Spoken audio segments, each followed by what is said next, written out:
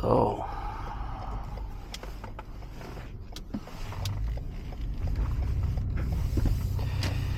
okay. So I usually did POV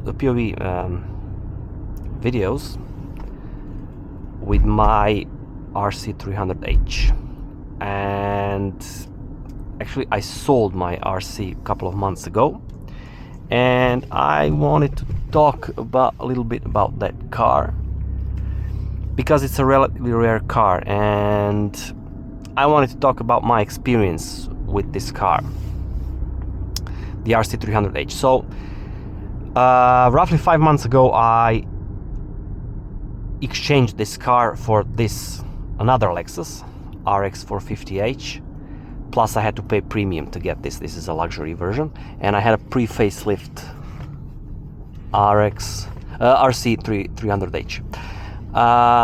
And now I'm gonna get into details why I actually bought this RC, what I like about it and what I don't like about it. So maybe if you're considering ever owning a car, so that you know what to look for.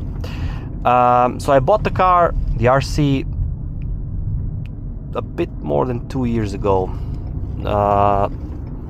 September 2022, and I was the second owner. I had the car for a little less than 2 years, did maybe 10,000 kilometers with it or something like that.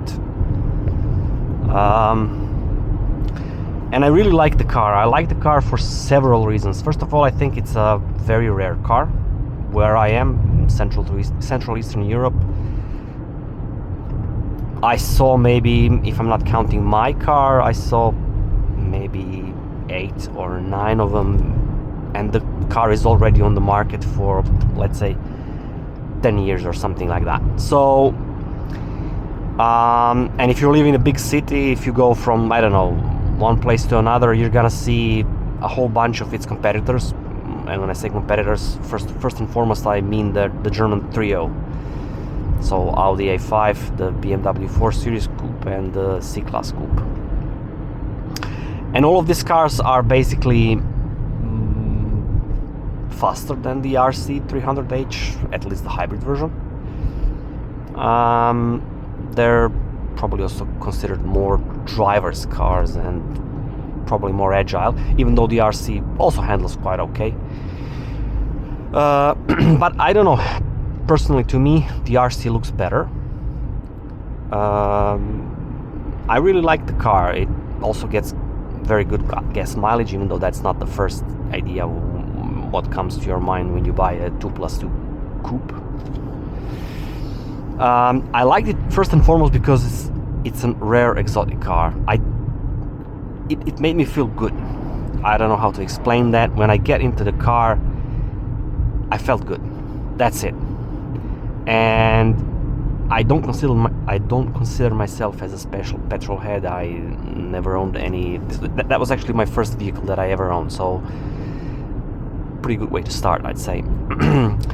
And as I said, this was the main reason. It's exotic rare car that really, you know, I fell in love with it when I saw it a couple of times, and I saved for 2 years to get that car, and I had it for almost 2 years, and then I exchanged it for these cars. I was very happy. I didn't have no problems with it, so maintenance wise it was okay. The fuel economy is okay. It's actually a relatively practical car for what it is. So the boot space is relatively useful. I went a couple of times and with my wife and 2 kids on a trip to Seaside, and we did 3 or 4 trips of 300 or 350 kilometers. So it's definitely doable. Yes, in the back seats the kids are gonna have trouble after some times, and if you go on a longer journeys, and by longer I mean 100+ kilometers, that's not gonna be nice if you put back there adults. So unless they're midgets. Okay. So yeah, that's things that I really did like about the the RC, and in a way I am a bit sad that I sold it, but you know, it had to be done. And I'm gonna tell you now things that I didn't like about the car, and that's 1.5 things. Actually, the 1/2 I already mentioned. That's the space in the back for the kids or for the adults.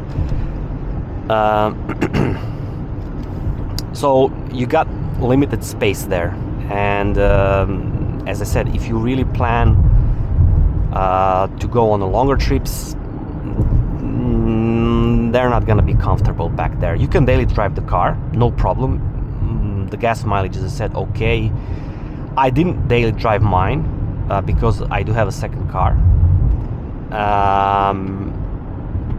and I didn't have a winter set of tires. I only had summer set of tires. So basically in the winter the car stood in the garage, and I took it for a ride once a week or maybe once every 10 days when it was hot, when it was not that cold. And where I live, you know, now it's 11, it's the 2nd of January 2025, so that's actually quite warm here.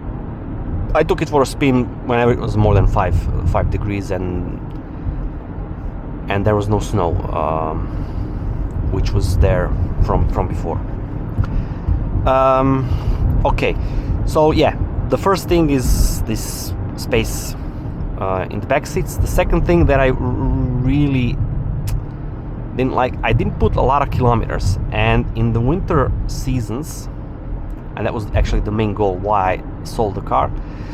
The car was parked at a garage where we don't live. This garage is in our house, our second house, but we rent this house.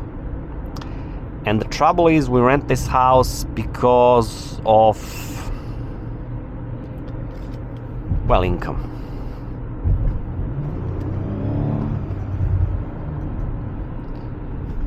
Because of income. And we rent it to, well, people which are, I don't know, from Kathmandu, Tashkent, Manila, and you know, all over the world. And there are some construction workers, and I don't know, whatever they do.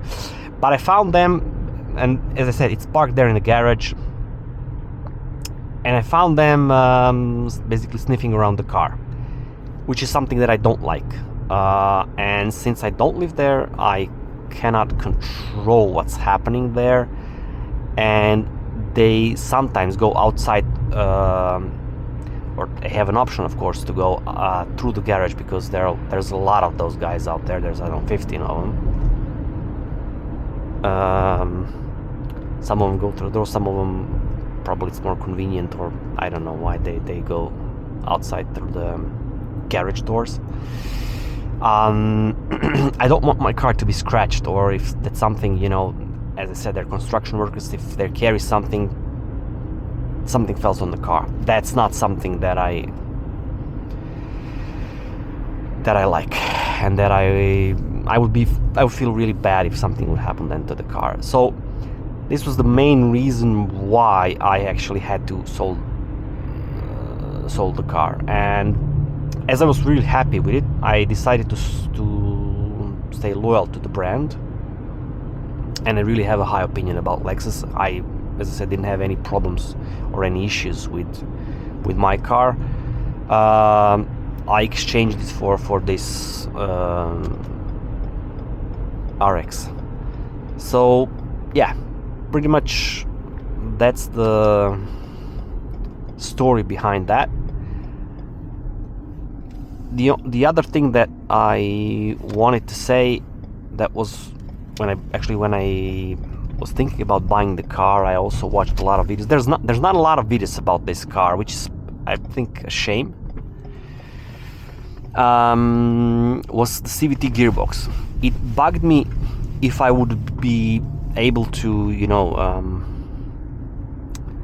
hear a lot this CVT gearbox. And in truth, in all honesty, I watched a lot of videos, and I come to the conclusion that would not bug me. That would not bug me. And it wasn't a problem now. it isn't a problem, then if it were a problem, I probably wouldn't be driving now this car, which also has a CVT gearbox. So the CVT gearbox can only be problematic if you really push it, if you really bury the throttle, you know.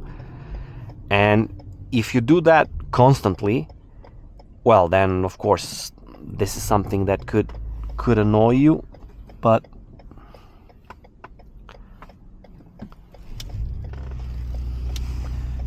then you have to do it constantly.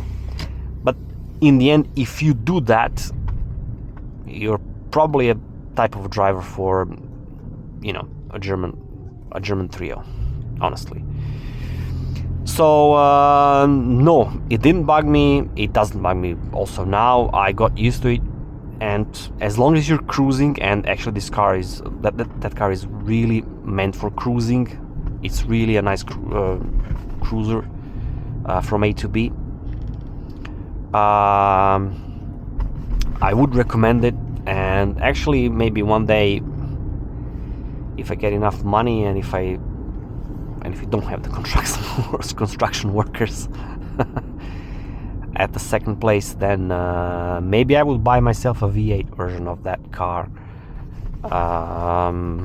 Yeah, but that will not probably also stick good with the wife, but that's another story which is not important right now. So yeah, in all honesty, those are the views about the RC. And if somebody of you are thinking about buying this car, I can say it's worth it. It is probably a bit more expensive than the German 3.0, but yeah, I mean, if you like those things, the rarity, the exclusivity, the fit and finish, how it's made, the thing that it's reliable, durable, you basically can't go wrong. Okay. And basically that's it for me. All the best. Ciao.